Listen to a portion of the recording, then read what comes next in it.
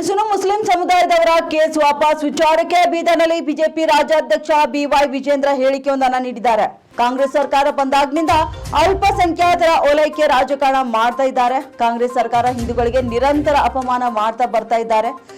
ಅಧಿಕಾರದ ಮದ ಕಾಂಗ್ರೆಸ್ನವರ ನೆತ್ತಿಗೇರಿದೆ. ಆಳಂದದಲ್ಲಿ ಘಟನೆಯಲ್ಲಿ ಕೇಸ್ ಕೂಡ ಹಿಂಪಡೆದಿದ್ದಾರೆ. ಇನ್ನು ಈ ಕುರಿತಾಗಿ ನಾವು ಇಂದು ಕಲಬುರಗಿಯಲ್ಲಿ ಪ್ರತಿಭಟನೆಯನ್ನ ಮಾಡ್ತಾ ಇದ್ದೇವೆ. ಡಿಕೆ ಶಿವಕುಮಾರ್ ಸಿಎಂ ವಿಚಾರವಾಗಿ ಕಾಂಗ್ರೆಸ್ ಸರ್ಕಾರ 3 ವರ್ಷ ಹೇಗೆ ನಡೆದಿದೆ ಅನ್ನೋದು ಎಲ್ರಿಗೂ ಕೂಡ ಗೊತ್ತಿದೆ. 3 ವರ್ಷಗಳಲ್ಲಿ ಯಾವುದೇ ಅಭಿವೃದ್ಧಿ ಕೆಲಸಗಳು ಆಗಿಲ್ಲ.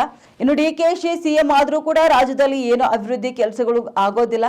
ಇನ್ನು ಗ್ಯಾರಂಟಿ ಯೋಜನೆಗಳಿಂದ ಕಾಂಗ್ರೆಸ್ ಕೈ ಕಟ್ಟಿಕೊಂಡಿದ್ದಾರೆ. ಡಿಕೆಶಿ ಸಿಎಂ ಆದ್ರೂ ಕೂಡ ರಾಜ್ಯದಲ್ಲಿ ಏನು ಅಭಿವೃದ್ಧಿ ಕಾಣೋದೇ ಇಲ್ಲ ಎಂದು ಬಿವೈ ವಿಜೇಂದ್ರ ಹೇಳಿಕೆಯೊಂದು ನೀಡಿದ್ದಾರೆ. ಡಿಕೆಶಿ ಸಿಎಂ ಆಗಿದ್ದಕ್ಕೆ ವಿಜೇಂದ್ರಗೆ ಖುಷಿಯಾಗಿದೆ ಎಂಬ ಯತ್ನಾಳ್ ಹೇಳಿಕೆ ವಿಚಾರವಾಗಿ ನಾ ಪುಣ್ಯಾತ್ಮನ ಹೇಳಿಕೆ ತಗೊಂಡು ಏನ್ ಮಾಡ್ತೀರಾ? ಯತ್ನಾಳ್ ಹೇಳಿಕೆಗೆ ಪ್ರತಿಕ್ರಿಯಿಸಲು ನಿರಾಕರಿಸಿದ್ದಾರೆ ಬಿವೈ ವಿಜೇಂದ್ರ ಅವರು. ಇವತ್ತು ಆಳಂದದಾಗ ಕೇಸ್ ವಾಪಸ್ ತಗೊಂಡೋದಕ್ಕೆ ಪ್ರತಿಭಟನೆ ಮಾಡಕ ಕಲಬುರಗಿಗೆ ಹೊರಟಿದ್ದೀರಿ ಸರ್, ಏನ್ ಹೇಳ್ತೀರಿ ಸರ್? ಕೇಸ್ ಸರ್ಕಾರ ಕಾಂಗ್ರೆಸ್ ಸರ್ಕಾರ ಬಂದಾಗ ಈ ತರ ಎಲ್ಲ ಕೇಸ್ಗಳನ್ನ ವಾಪಸ್ ತೆಗಿತಾ ಇದೆ, ನೀವು ಹೋರಾಟನೂ ಕೂಡ ಮಾಡ್ತಾನೆ ಬರ್ತಾ ಇದ್ದೀರಿ.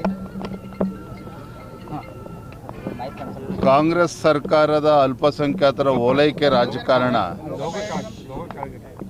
ಇವರ ಓಲೈಕೆ ರಾಜಕಾರಣದ ಪರಿಣಾಮ ಒಂದು ಕಡೆ ಆದರೆ ಹಿಂದೂಗಳಿಗೆ ಅಪಮಾನ ಮಾಡುವಂಥ ಕೆಲಸ ಕಾಂಗ್ರೆಸ್ ಸರ್ಕಾರ ಬಂದಾಗಲಿಂದಲೂ ಕೂಡ ನಡ್ಕೊಂಡು ಬರ್ತಾ ಇದೆ.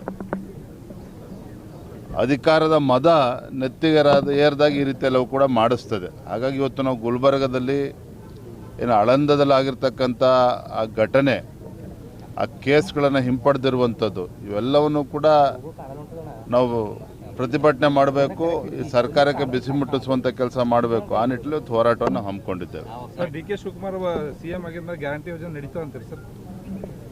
ಇವರ ಡಿಕೆ ಶಿವಕುಮಾರ್ ಅವರ ನೇತೃತ್ವದ ಸರ್ಕಾರ ಹೇಗೆ ನಡೀತದೆ ನಾನು ಹೇಳುವಂಥ ಅವಶ್ಯಕತೆ ಇಲ್ಲ. ತಮಗೆ ಗೊತ್ತಿರೋ ಹಾಗೆ ಕಳೆದ 3 ವರ್ಷದಲ್ಲಿ ಈ ಕಾಂಗ್ರೆಸ್ ಸರ್ಕಾರ ರಾಜ್ಯದ ಅಧಿಕಾರಕ್ಕೆ ಬಂದಾಗಿನಿಂದ ಯಾವುದೇ ಒಂದು ಅಭಿವೃದ್ಧಿ ಕೆಲಸ ಕಾರ್ಯಗಳು ಮಾಡೋದಕ್ಕೆ ಸಾಧ್ಯ ಆಗಿಲ್ಲ. ಮತ್ತೊಂದು ಕಡೆ ಭ್ರಷ್ಟಾಚಾರ, ಅಲ್ಪಸಂಖ್ಯಾತರ ಓಲೈಕೆ ರಾಜಕಾರಣ ಬಿಟ್ಟರೆ ಏನೂ ಕೂಡ ಕಳೆದ 3 ವರ್ಷದಲ್ಲಿ ಆಗಿಲ್ಲ. ಇವರ ಗ್ಯಾರಂಟಿಗಳಿಂದ ಇವರ ಕೈಯನ್ನು ಕಟ್ಟಾಕೊಂಡಿದ್ದಾರೆ.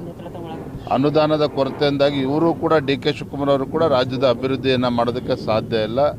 ಹಾಗಾಗಿ ಆಗಲೇ ಅವ್ರು ಇನ್ನೂ ಚಾರ್ಜ್ ತೊಗೊಳ್ಳಿ, ಮುಖ್ಯಮಂತ್ರಿಯ ಪ್ರಮಾಣ ವಚನ ತೆಗೆದುಕೊಳ್ಳಿ, ನಾವೇನು ಭಾರತೀಯ ಜನತಾ ಪಾರ್ಟಿಯನ್ನು ಹೇಗೆ ಎದುರಿಸಬೇಕು, ಏನು ಮಾಡಬೇಕು ಅಲ್ಲವನ್ನು ಕೂಡ ಮಾಡ್ತೀವಿ. ನಾಯಕನನ್ನ ಕೆಳಗಿಳಿಸಿ ಅವಮಾನ ಮಾಡಿದ್ರು ಅಂತಂದು ಪ್ರತಿ ಸರನು ಬಿಜೆಪಿ ನಾಯಕರು ಅನ್ಕೋತಾ ಬರ್ತಿದ್ರು ಸರ್. ಕಾಂಗ್ರೆಸ್ ಅದನ್ನು ಸಮರ್ಥಿಸ್ಕೊಂಡು ಬರ್ತಾರೆ, ಏನು ಹೇಳ್ತೀರಿ ಸರ್? ಸಿದ್ದರಾಮಯ್ಯ ಅವ್ರನ್ನ ಕೆಳಗಿಳಿಸಿ ಡಿ ಕೆ ಶಿವಕುಮಾರ್ ಸಾಕಷ್ಟು ಸಮಯ ಇದೆ ಎಲ್ಲವನ್ನು ಕೂಡ ಚರ್ಚೆ ಮಾಡೋದಕ್ಕೆ. ಫಸ್ಟು ಡಿ ಕೆ ಶಿವಕುಮಾರ್ ಅವರು ಅಧಿಕಾರ ವಹಿಸ್ಕೊಳ್ಳಿ, ತದನಂತರ ನಾವು ಏನು ಮಾತಾಡ್ಬೇಕು ಮಾತಾಡ್ತೀವಿ.